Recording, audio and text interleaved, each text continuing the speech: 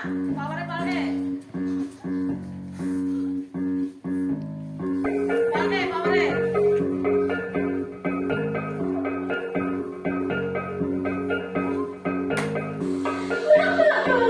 Linggo anakku sing paling pelito, nanging paling ayu. Rene cahayu, rene. Aduh Linggo, simbok anak ngendika, simbokmu iki ayu.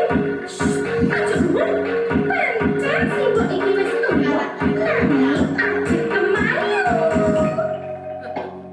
Simbok cantik undek ing ati kula niki mriku.